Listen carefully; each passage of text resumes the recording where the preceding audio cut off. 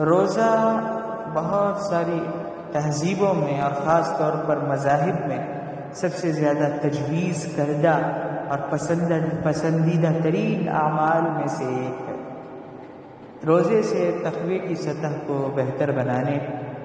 اور دنیا اور آخرت کی فکر کرنے میں مدد ملتی ہے۔ ایک انسان رمضان کے مہینے میں ایک الگ ہی روح کے ساتھ، رمضان کی روح کے ساتھ زندگی بسر کرتا ہے، کیونکہ وہ روزے کے دوران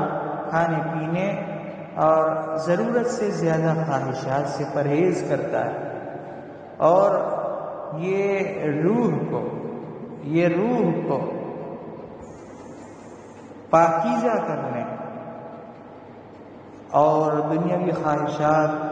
اور عارضی دلچسپیوں سے چھٹکارا حاصل کرنے کا کام کرتا ہے۔ روزے دار آرام اور روحانی طور پر راحت محسوس کرتا ہے، ذکر اور دعا میں زیادہ وقت گزارتا ہے،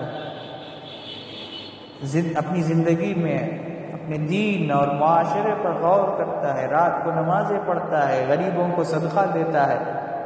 منفی خیالات اور نقصان دہ حوصلوں سے بچتا ہے۔ روزہ صرف کھانے پینے کی پابندی کا نام نہیں ہے، بلکہ ایک روحانی نشوونما، اندرونی توازن اور مکمل ترقی حاصل کرنے کا ایک موقع ہے۔